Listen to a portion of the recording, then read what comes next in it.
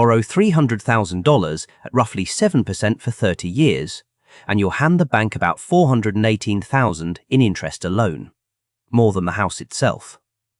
Today, I shall explain exactly where that staggering sum goes. I know, it sounds absurd. You bought one house, yet you paid for nearly two. Most people sign the papers without ever understanding this. By the end, you won't be most people. You'll see precisely how a mortgage works. Truth be told, a mortgage isn't really mysterious. It's just a loan with a clever structure, and once you understand that structure, you can save yourself tens of thousands of dollars. That's not an exaggeration. That's simple arithmetic. So let's break it down properly, in plain terms, step by step. What a mortgage actually is, why the early years feel like quicksand, the hidden costs nobody mentions, and the small moves that can shave years off the whole thing. Part 1. What is a mortgage, really? It's a secured loan.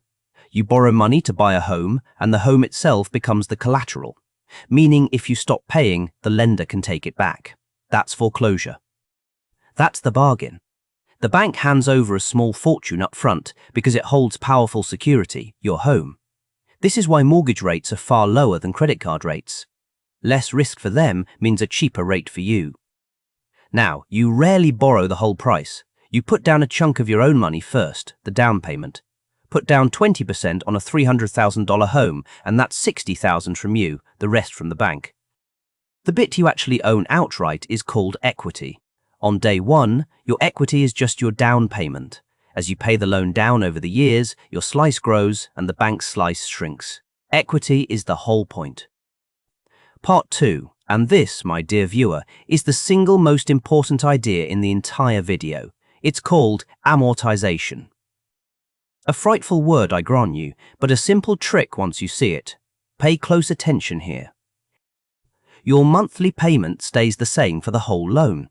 Comforting, isn't it?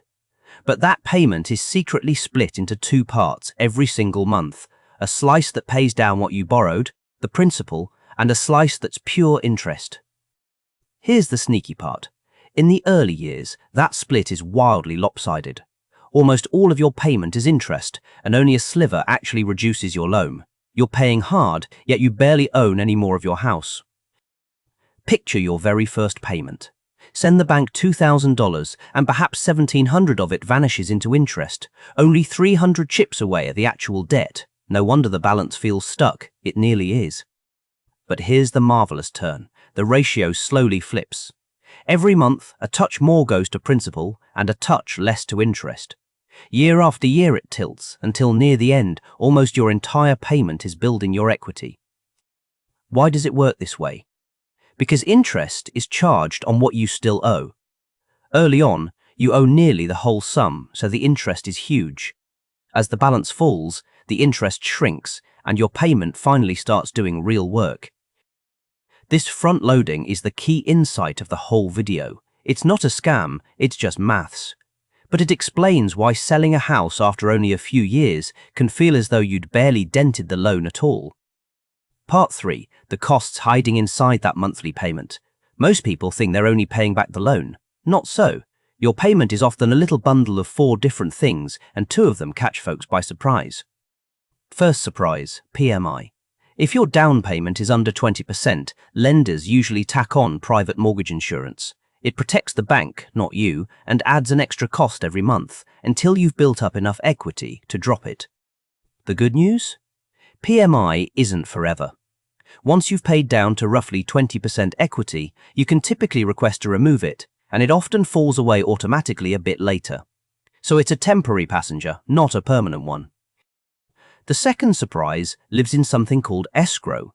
Your lender often collects your property taxes and homeowners insurance along with the loan, holds the money, and pays those bills for you. Convenient, but it's why your payment is bigger than just the loan.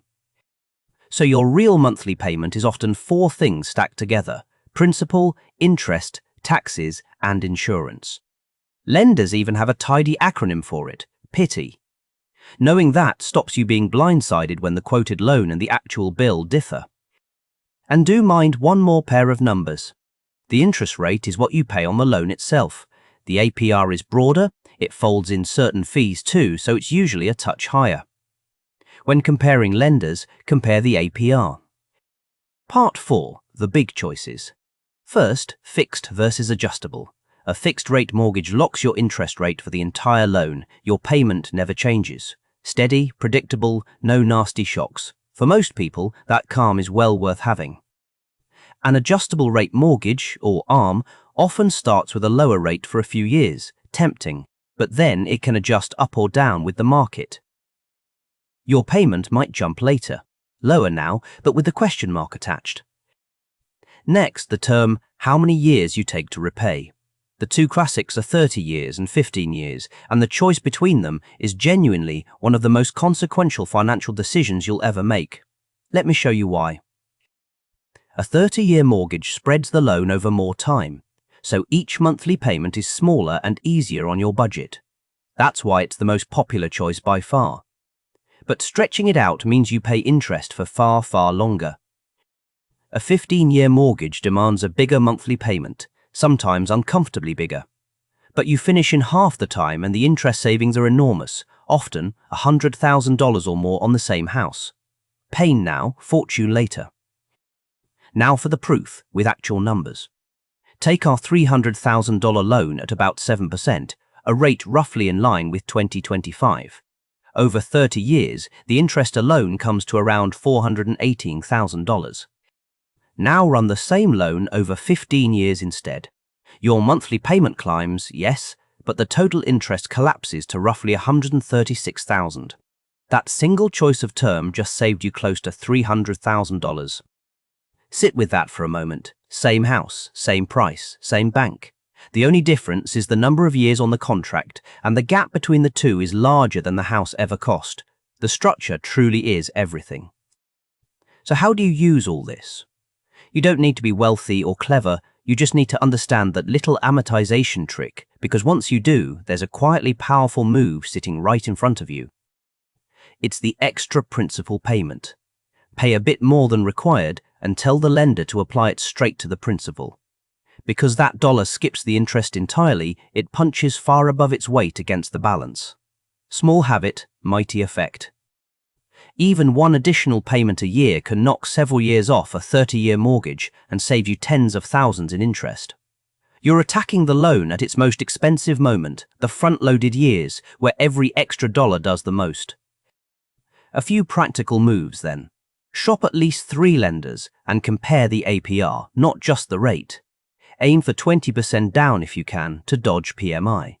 And always check there's no penalty before you start paying extra.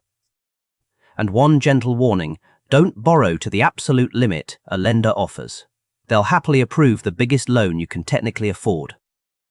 A home you can comfortably pay, with room to breathe, beats a grand one that owns you. Right then, let's gather it all up. A mortgage is a secured loan, with your home as collateral. Your fixed payment splits into principal and interest, and early on it's mostly interest. That front loading is the heart of the whole thing. Watch for PMI if you put down under 20%. Remember, escrow bundles your taxes and insurance into the bill, and compare the APR rather than the bear rate. These are the details that quietly separate a good deal from a costly one. And the choices that move the most. Money, fixed for peace of mind, a shorter term to slash total interest, and the odd extra principal payment to chip years off the loan. Small, deliberate moves, redirecting a fortune back to you. One last note, this is education, not financial advice. Rates, fees and rules shift, and every situation differs, so do check current numbers and speak to a professional before signing. But the machinery I've shown you, it works the same way for everyone. So tell me in the comments, are you team 30-year for the breathing room, or team 15-year to crush the interest? I'm genuinely curious. If this made the whole thing click, do give it a like, subscribe for one splendid explanation at a time, and share it with someone house hunting. Cheerio.